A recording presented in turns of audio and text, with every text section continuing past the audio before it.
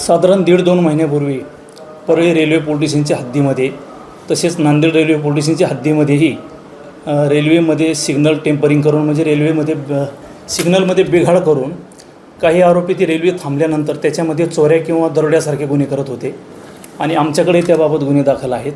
Nanded railway police स्टेशनलाही गुन्हा दाखल होता आणि त्याबाबत आम्ही घडलेल्या घटनेपासून सारखा संबंधित गुन्ह्याचा तपास करत होतो.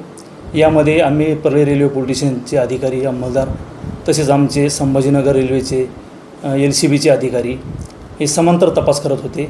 यामध्ये माननीय आमचे SP मॅडम भोर मॅडम तसेच आमचे DYSP लोकरे साहेब यांचंही आम्हाला मार्गदर्शन होतं. त्यांच्या मार्गदर्शनाखाली आम्ही सतत तांत्रिक तपास केला. कंटिन्यू 4 ते 5 वेळेस हा प्रकार घडल्यामुळे एक प्रकारचं एक प्रवाशामध्येही भीतीचं वातावरण होतं आणि हा गुन्हा डिटेक्ट करणं हे अत्यंत आवश्यक होतं. त्यामुळे ह्या आरोपींना आम्ही शेवटचा यांनी दरोड्याचा गुन्हा पानगाव रेल्वे स्टेशन तालुका रेणापूर जिल्हा लातूर येथे केलेला आहे आणि त्याच ठिकाणी आम्हाला गोपनीय माहिती मिळाली होती का आज इथं गुन्हा घडण्याची शक्यता आहे. इथं अज्ञात आरोपी येऊन पुन्हा पहिल्यासारखाच गुन्हा करू शकतात. तर त्या ठिकाणी आम्ही ट्रॅप लावला होता आणि त्या ट्रॅप लावल्यानंतर त्या ठिकाणी आम्ही रेल्वेने एक आरोपी पकडला जो या आरोपींचा चालक होता, ज्या कारचा हे गुन्ह्यामध्ये वापर करत होते तो. त्या आरोपीला पकडल्यानंतर आम्हाला पुढची दिशा मिळाली तपासाला. याच्यामध्ये आमचे LCBचे API गंभीरराव साहेब यांनीसुद्धा तांत्रिक तपास चांगल्या प्रकारे केला आणि ह्या वरिष्ठांच्या मार्गदर्शनाखाली समांतर तपास करत असताना ह्या टोळीचे काही आरोपी भूम जिल्हा धाराशिव आपण आता पण किती लोकांना ताब्यात घेतलेला आहे? याच्यामध्ये आम्ही एकूण आता 3 आरोपी अटक केलेले आहेत.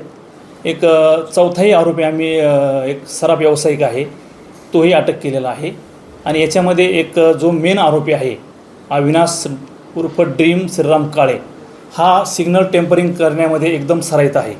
याच्याविरुद्ध तेलंगणा राज्यामध्ये सुद्धा 6-7 गुन्हे दाखल आहेत. त्यांनाही तो पाहिजे आहे, तो फरार आहे. तसंच नांदेड रेल्वे स्टेशनच्या गुन्ह्यामध्ये पण तो पाहिजे होता. आमच्याकडेही काही गुन्ह्यामध्ये तो पाहिजे होता आणि त्यामुळे तो सराईत गुन्हेगार आहे. त्याला याच्यामध्ये अटक करण्यात आलेला आहे. माल काही रिकव्हरी केला का काही वस्तू? आता एका गुन्ह्यामध्ये आम्ही माल रिकव्हरी केलेला आहे, परंतु बाकीच्या गुन्ह्यामध्ये आम्ही त्याला ट्रान्सफर करत आहोत. त्या गुन्ह्यामध्ये आम्ही तपास करून उर्वरित गुन्ह्यातील माल रिकव्हर करण्याचा आमचा प्रयत्न चालू आहे. आज आम्ही त्यांना अटक केलेला आहे. याच्यापूर्वी एका गुन्ह्यामध्ये अटक केलं, त्याच्यात PC घेतला. त्यानंतर दुसऱ्या गुन्ह्यामध्ये आम्ही त्याला ट्रान्सफर केलेला आहे. त्या गुन्ह्यामध्ये रिकव्हरी करण्यासाठी आज माननीय न्यायालयासमोर आम्ही त्याला हजर करत आहोत आणि PC घेऊन पुन्हा आम्ही तपास करणार आहोत.